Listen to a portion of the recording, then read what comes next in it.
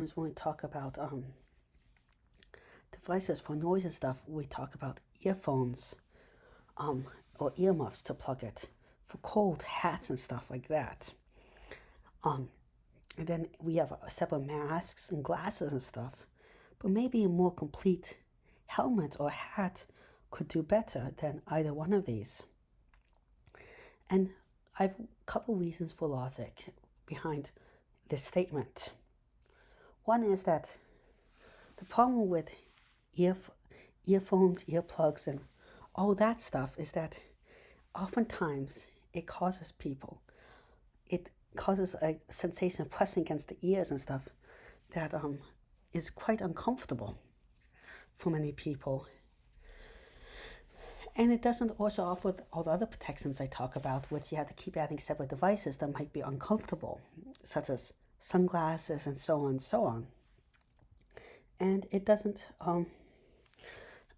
it also is something that is more easily lost or something like that. And helmets offer a degree of protection that, and also it's not as compatible with other things. So you might have an earphone, but it can't serve as, it might be hard to have it underneath a helmet or something like that.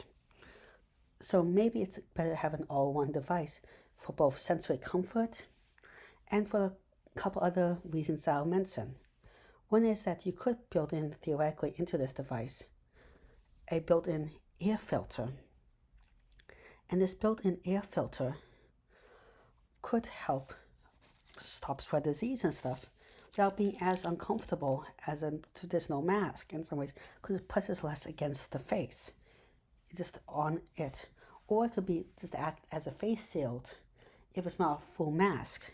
A face shield does reduce the spread of diseases and germs significantly less than a full devoted mask.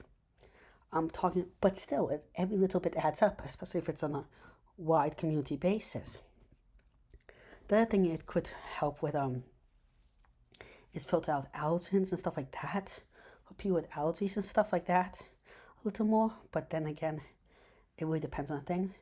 It could help act if you make a good filter in this system, which then again a helmet can have much more stuff than separate hats and separate systems. You put much more weight and much more volume devices without being as discomfortable. You could have stuff to filter out air in places with poor air quality. And bad air quality is one of the number one killers in the world. And it leads to increased chances of asthma. It weakens the immune system because your immune system is fighting stuff like when asthma, your immune system gets too hyper. But when you have a lot of air particles, your body has to fight them and clean them up. So, and inflammation and stuff like that. So it could help people with a variety of breathing problems, physical disability, just in general be a little more healthy. I'm not talking about a miracle here, I'm just talking about a little more healthy.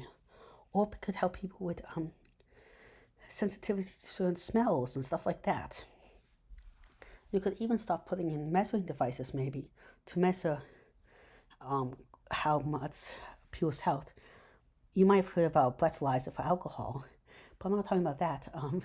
Even though that's one example, but you can measure a little bit respiration rate to see if someone's about to have an asthma attack. You can measure that pretty easily with flow. You can't measure it very precise. You can measure it easily, but you can only measure like more of the extreme ends. So it wouldn't help you if it's maybe starting beginning, but if you're having an attack, you might do some warning. You can measure CO2 rates roughly is pretty easily. But a lot of other ones it's hard, but the technology is always increasing. So in the future, I really think it'll be a lot more things you could measure. And once we have more data, we could eventually make it better and figure out more correlations between people being sick and attacks. And there's ways you can actually smell diseases in breaths that's not science fiction, because animals can do it, and how you can't use this as a very thorough diagnostic tool. I'm saying we're not going to measure people's breath and say, oh, you have cancer or something, more or less just a general idea that someone is unwell. And maybe if you had a really advanced one, you could have collection devices that could collect sprays of people sneezing and stuff and test for certain viruses in spray. And that's getting way, way out there. But in 10 or 20 years, maybe. Another thing we could have built in the helmet is a screen. It's just so you can see stuff displayed, which can help people navigate, help people monitor their own health if they have health issues, be more productive and stuff like that. All very useful things if you're disabled. Or it can help with people. It can help people add like a second way to be more alert. If people have trouble noticing things, maybe it highlights stuff so they notice stuff better. Maybe also if something is overwhelming, you could block out people's faces, because I find faces overwhelming, so maybe you could lower the resolution of faces or stuff. Suppose he blocks out stuff, or side views and stuff like that. You could also have it so it has a tunable display function. And by that I mean that the display could block out light more or less, so it could act more as like a customizable sunglasses. A very useful thing. It could block out certain regions more or less, or change the contrast of regions. It could block out certain spectrums of light, so it can help people sleep and stuff. And all this can be done with very little electricity with tunable displays, by just changing how much it filters off certain light instead of actually displaying and putting a pixel up. Something I forgot about to mention about the screen is it can help people look that can't bend down or move as easily, so you don't have to reposition the head, which will help them. And could even help them if you have something on the floor. It could display stuff on the floor, so you don't have to bend down and look at the floor if you have bending issues. Again, it could filter out noise and have different noise cancelling properties, and with more stuff on it, a fancy one. It could also nicely fit over the head, and it could hide people that have issues with how the head looks over. It could be easier to put over. Now with all this, you could also make it different fits. The tighter the fit, the better it could cancel out noise, and without actually cutting ears, and the better it can do all these other functions. But the less harder it's to put on, and the fancier it has to be, and maybe more cumbersome, and maybe less comfortable. So you have to figure out balances for this, and you might have to figure out different ones that have different drawbacks, or you might have to have like covers that pull over or on off, like a helmet with like shield mask, like medieval helmets and stuff like that. The other one is it could offer protections from head injuries, so if you fall down, it could protect you. You could have much more of a longer battery life than many things, because it could store more batteries, or you could have it connected somewhere else with a plug on your body.